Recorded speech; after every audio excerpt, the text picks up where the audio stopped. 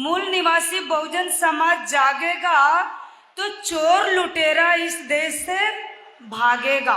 Doctor Bhim साहब नहीं होते तो आज आपको बोल अधूरा मिशन रह गया, उसको हम लोग मिलजुल के पूरा करने का काम करेंगे। हम लोग जो आजकल ये तानाशाही सरकार हम लोगों को परेशान कर रही है और हमारे खबरों को ना दिखाने के कारण हम लोगों को बड़ी बड़ी महारैलियों का आयोजन करके और हमारी सोई हुई कौम को जगाने का काम किया जा रहा। क्योंकि माननीय काशीराम कहते थे कि ये जो लोग हम पे राज कर रहे हैं ये हमारी खबरों को दिखाएंगे नहीं, न टीवी में दिखाएंगे न अखबार में दिखाएंगे।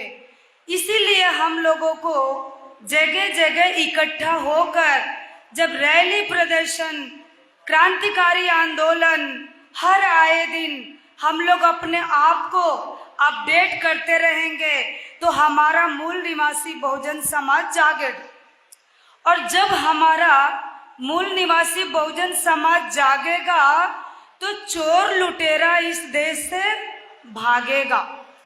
तो भगाने के लिए हम लोगों को जागना पड़ेगा। साथियों, एक बात छोटी सी बताऊंगी। हमने सुना है कुंभकर्ण नाम का व्यक्ति था, वो 6 महीना सोता था और 6 महीना जागता था। वो हम मूल निवासियों से भी ज्यादा अच्छा था, क्योंकि साल में 12 महीना होते हैं, तो वो 6 महीना जागता था और 6 महीना सोता था। लेकिन भारत देश में जो भी बहुजन समाज के लोग हैं वो साल में 1 बार जागते हैं। पता आप लोगों को? हाँ, वो दिन होता है 14 अप्रैल, डॉक्टर बाबा साहब के जन्मदिन पे।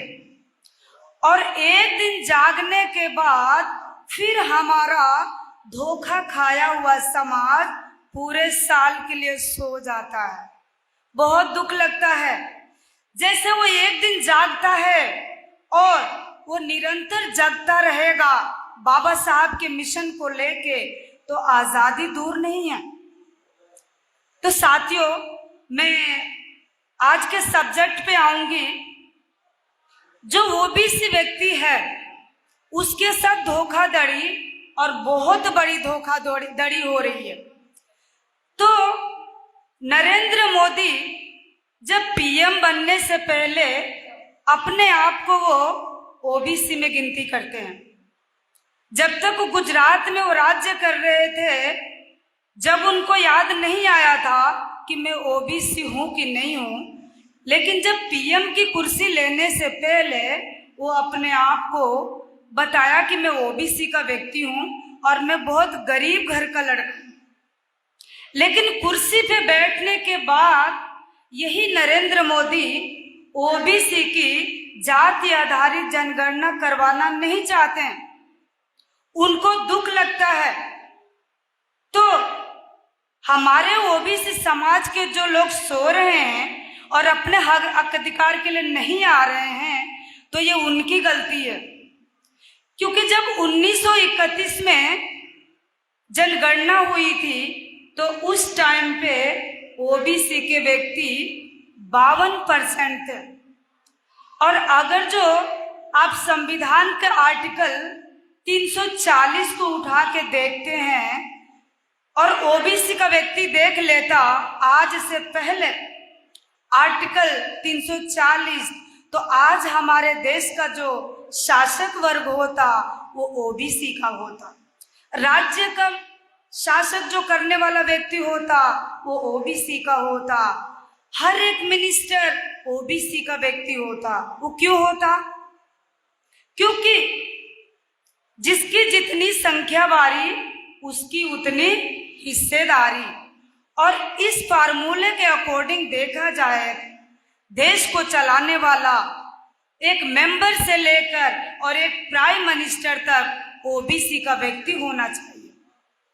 लेकिन साथियों, बड़े दुर्भाग्य की बात है, इस भारत देश का दुर्भाग्य है कि इन लोगों को कहीं भी जगह नहीं है।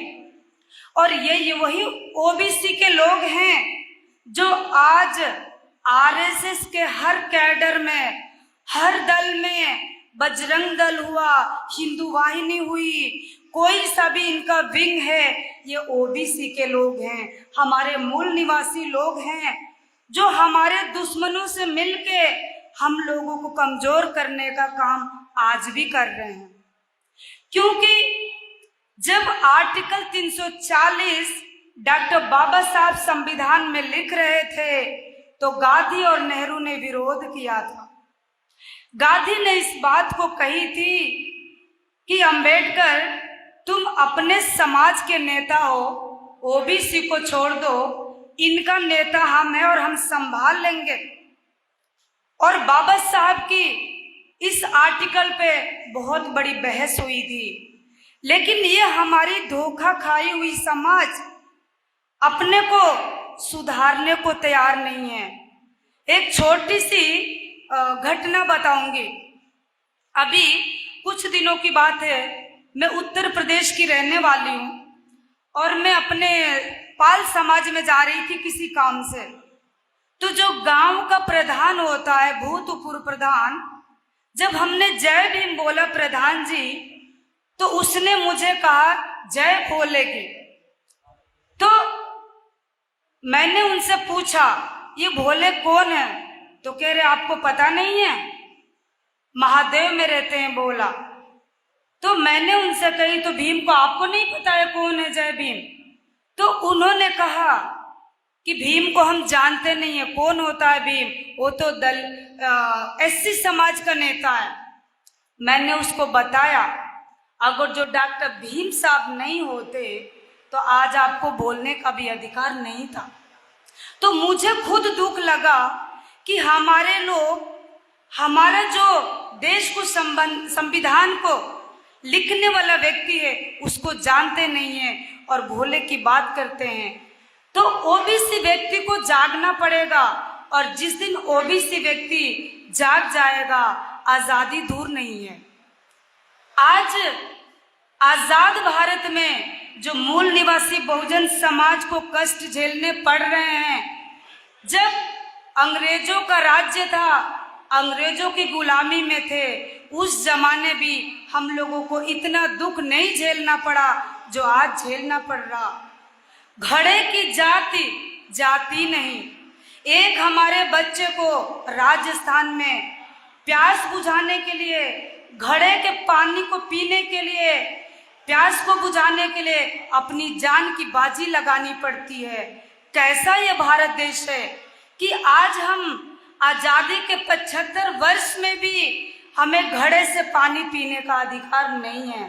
तो मेरे मूल निवासी भाइयों, समय बहुत कम है, इसलिए आप लोगों को दिन रात जगने की जरूरत है और अपने इस मुल्क को जगाने की जरूरत है। नहीं तो आने वाली नस्लें और फसलें हमसे पूछेंगी, जब देश को बेचा जा रहा था, जब देश में अन्याय अत्याचार हो रहे थे, तो आप कहाँ थे? तो मेरे मूल निवासी भाइयों से मैं आग्रह करूंगी कि आप लोग हमारे महापुरुषों के जो भी अधूरा मिशन रह गया उसको हम लोग मिलजुल के पूरा करने का काम करेंगे।